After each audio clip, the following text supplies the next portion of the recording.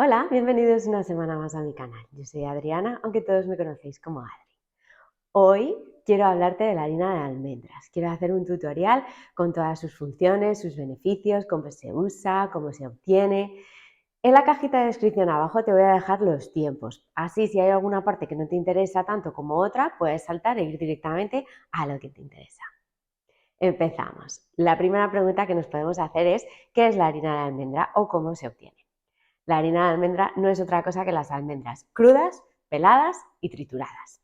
Según cuánto se triture, podemos encontrarnos con la almendra molida, aunque aquí a veces lleva la piel. Podemos encontrarnos con la harina de almendra común, que está muy bien, pero que a veces nos podemos encontrar algún trocito más gordito y que yo te recomendaría que esta la utilices pues para rebozados, para espesar salsas, para la base de una tarta, por ejemplo una tarta de queso o un pie. También lo podemos utilizar para galletas. En el mercado encontramos también la harina de almendra extra fina.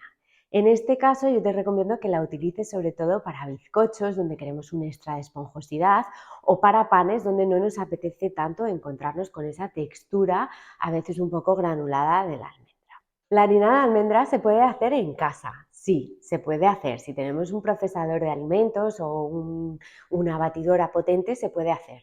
Pero sí es importante que tengamos cuidado. Si nos pasamos de triturar, al final vamos a conseguir una crema de almendra. Es verdad que en casa a veces también es difícil conseguir una textura muy fina. Así que con paciencia vamos a ir triturando, pasándolo por un colador y volviendo a triturar esos trocitos más gordos o reservando eso, por ejemplo, para rebozar unos filetes. Los beneficios de la harina de almendras son los mismos beneficios que las almendras. Tiene un alto contenido en proteína vegetal.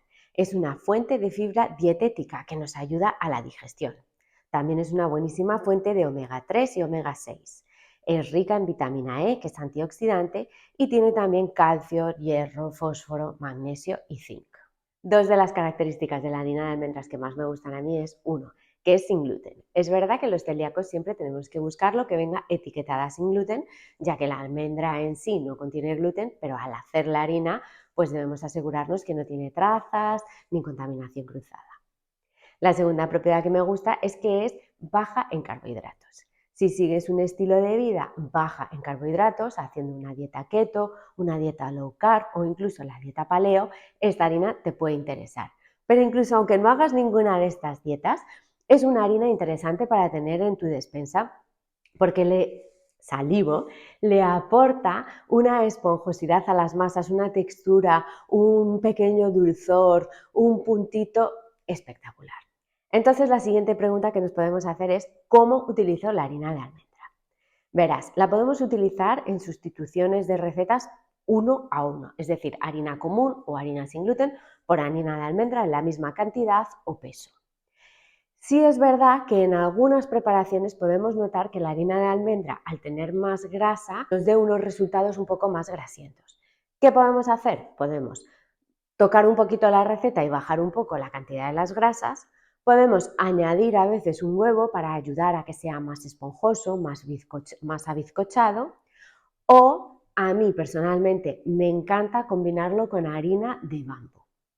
Si no conoces esta harina, tengo aquí otro vídeo, un tutorial donde explico todo sobre esta harina y mezclada en una cantidad muy pequeña con la harina de almendra, de verdad que los resultados son asombrosos.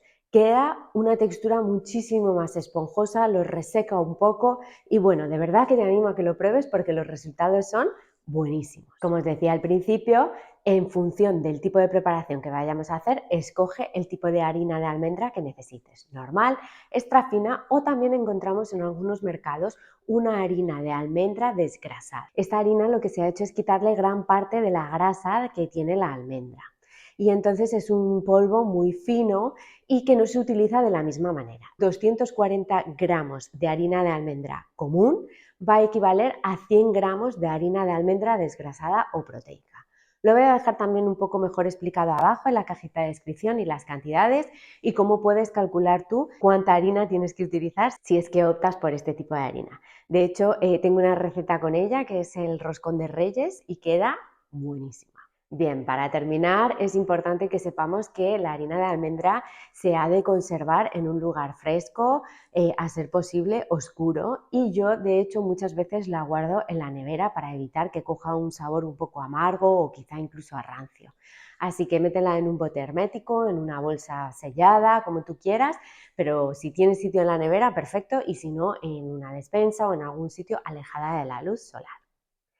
Por supuesto, en mi web y aquí en mi canal de YouTube tienes un montón de recetas con la harina de almendra. Voy a dejar algunas de ellas enlazadas en la cajita abajo, desde panes, repostería, en fin, toda una variedad, utilizando sola esta harina o combinada con otras. Si tienes alguna duda, déjamelo saber en comentarios, y si te ha gustado el vídeo y te ha parecido útil, no olvides darle like y dejarme un comentario, así yo sabré que este tipo de vídeos son los que os gustan. Nos vemos la semana que viene con otro vídeo. Chao.